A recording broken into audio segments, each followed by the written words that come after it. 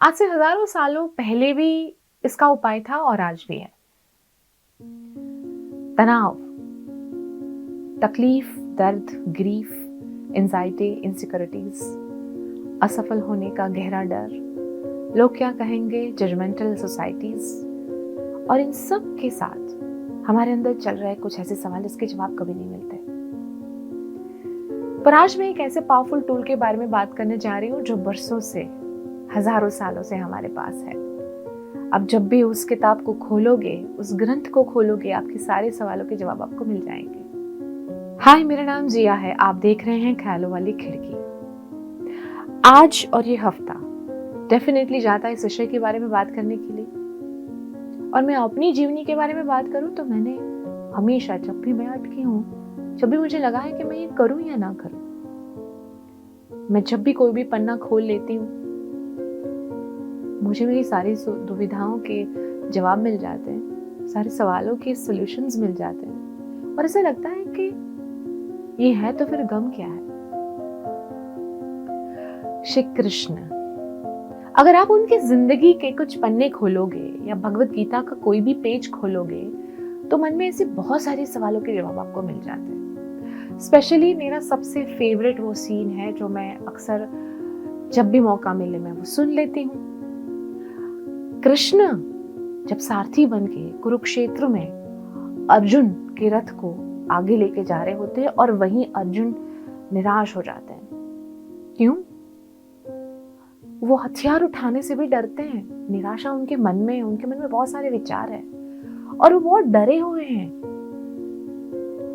वो कहते हैं श्री कृष्ण से कि कैसे लड़ूं, ये सारे लोग मेरे अपने हैं, ये सब मेरे भाई हैं, मेरी हिम्मत ही नहीं हो रही है उनके सामने लड़ने की। ये कैसी दुविधा में आपने मुझे डाल दिया है।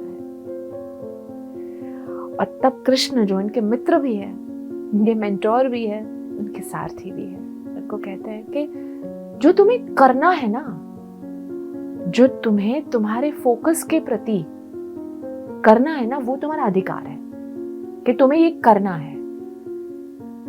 तुम यहां तक पहुंचे हो ये करने के लिए, तो तुम्हें ये करना है, मतलब ये तुम्हारा अधिकार है कि तुम्हें इसे करना ही पड़ेगा। लेकिन इसका क्या परिणाम आएगा उसके ऊपर तुम्हारा कोई कंट्रोल नहीं है। So what is your purpose, कि तुम्हें ये युद्ध लड़ना है। अब तुम्हारे सामने कौन है, इससे इस अधिकार पे कोई फर्क नहीं पड़ने वाला है। यू हैव टू डू, ये तुम्हारा कर्म है, इसे तुम्हें फुलफिल करना ही पड़ेगा। You have to perform your duty without ये फोकस रखे कि इसका फल मुझे क्या मिलेगा। और मैं जब भी कहीं अटकी हूं, मुझे हमेशा कृष्ण जी और अर्जुन का ये संवाद मेरे कानों में गूंजता है कि Jiya, you have to do this. अब इसका रिजल्ट क्या आएगा ये तुम्हारे हाथ में तो है ही नहीं। और देखा जाए तो हम सबकी लाइफ में ऐसे मौके आते हैं जब हम डिसाइड ही नहीं कर पाते। कैसे अलग अलग डर सताते हैं। अगर फेल हो गया तो, अगर नहीं कर पाया तो, अगर नुकसान हो गया तो, अगर प्रॉफिट नहीं हुआ तो, अगर मौका चूक गया तो। हम करने से पहले, अपनी ड्यूटी पूरी करने से पहले हमेशा उस स्ट्रेस में रहते हैं कि अगर मुझे मनचाहा रिजल्ट नहीं मिला तो। और इस चक्कर में कई बार हम अपने मन को एक कुरुक्षेत्र बना देते हैं, विचारों का कुरुक्षेत्र, जहां पे बहुत कुछ चलता रहता है, पर जो करना है, जो हमारी ड्यूटी है, उससे हमें वो दूर कर देता है। क्योंकि मन का तो काम ही ये है कि हमें विचलित कर दे, हमारी सारी गेम को बिगाड़ दे। ये मन जो है ना, वो बहुत बड़ा शतरंज का खिलाड़ी होता है।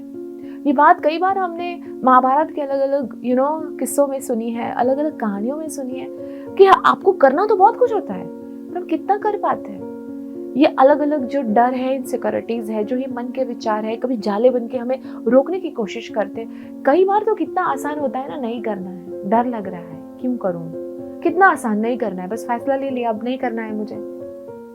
और फिर पूरी जिंदगी आप उस अफसोस के साथ जीते हैं कि करना था पर नहीं किया, क्योंकि तब ये हो गया, तब वो हो गया। मतलब हम सिर्फ और सिर्फ फोकस करते हैं परिणाम के ऊपर, रिजल्ट के ऊपर।